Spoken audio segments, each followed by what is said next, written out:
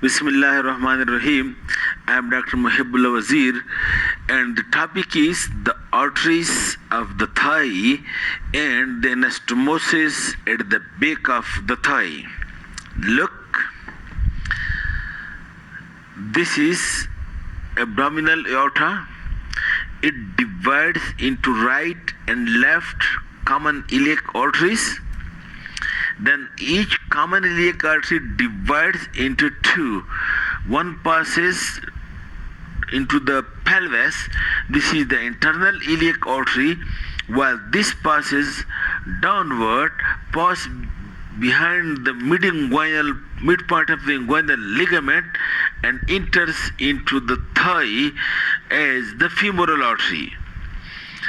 This continuation of the external iliac artery, the femoral artery, also called as common femoral artery, it supplies the front of the thigh, and it then descends downward in the triangle, and over here from the lateral side of it, one big artery originates.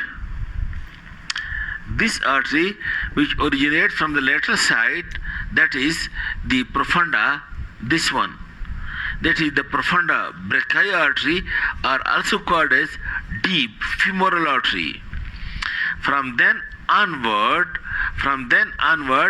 the femoral artery, after originating from it the profunda artery or deep femoral artery, then it is also called as the superficial femoral. As a whole, this is a femoral artery, but at the upper part it is called as common femoral. When the deep femoral or profunda femoral originates, then it is called as superficial femoral. Then this femoral artery comes into this adductor canal, and it passes through the hiatus in this adductor magnus muscle to come onto the posterior surface. Over here it becomes in the popliteal fossa is the popliteal artery. Okay, then on the medial side, over here there is obturator artery. So over here is the femoral artery and profunda femoris artery, and over here is the obturator artery. And then the internal iliac artery enters into the pelvis. But two branches of internal iliac artery, it comes out through this greater aortic notch along with the aortic nerve, two arteries, one above the piriformis and one below the piriformis. This is the superior gluteal artery, and this is the inferior gluteal artery. These two arteries come into the gluteal region from the pelvis by coming out through the greater aortic notch. Alright.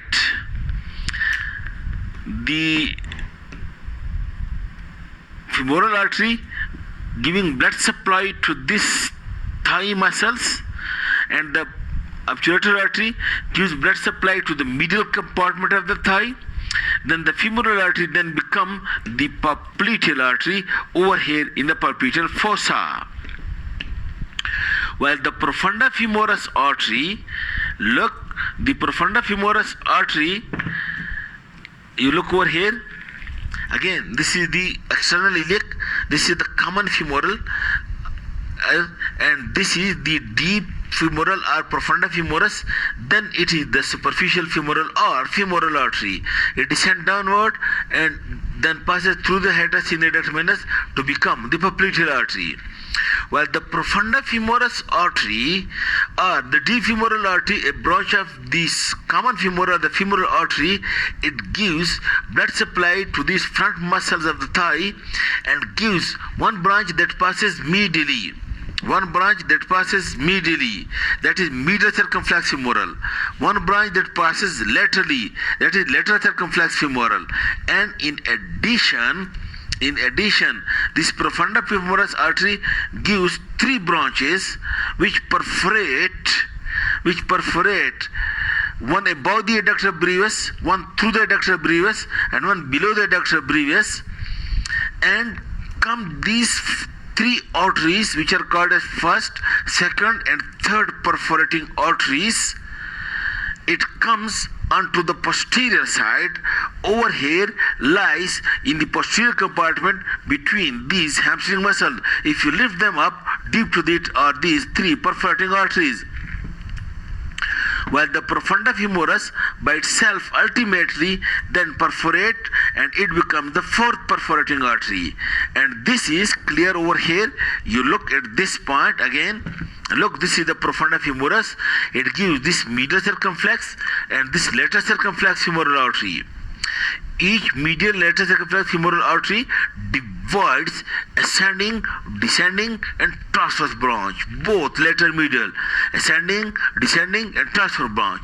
Then you can see this is profunda femoris artery, and it gives these 1, 2 and 3 perforating arteries.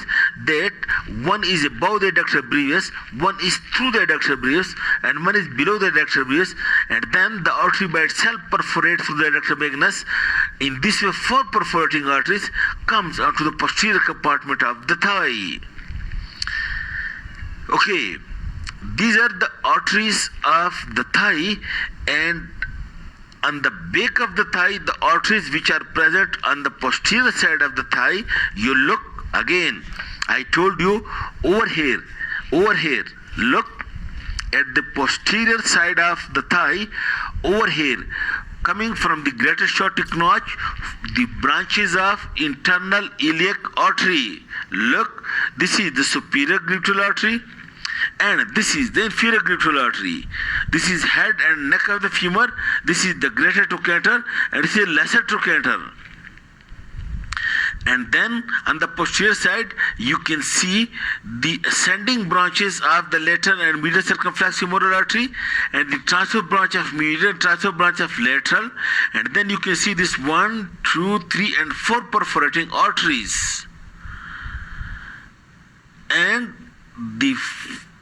in this way, a chain of anastomosis is being established at the back of the thigh, which connect the superior inferior gluteal arteries, which are branches of internal iliac artery.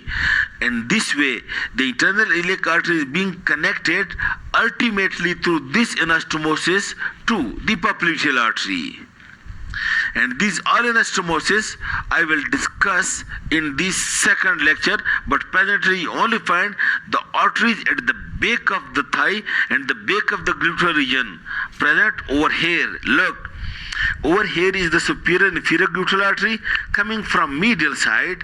Over here ascending branch of the medial circumflex, and coming over here the transverse branch of medial circumflex. From this side coming ascending branch of lateral circumflex, and over here transverse branch of lateral circumflex. Then over here is 1, 2, 3 and 4 descending, and then this is the popliteal artery. Keeping in view this arrangement, then I will discuss the different anastomosis, and then hopefully you will understand more better. Thank you very much.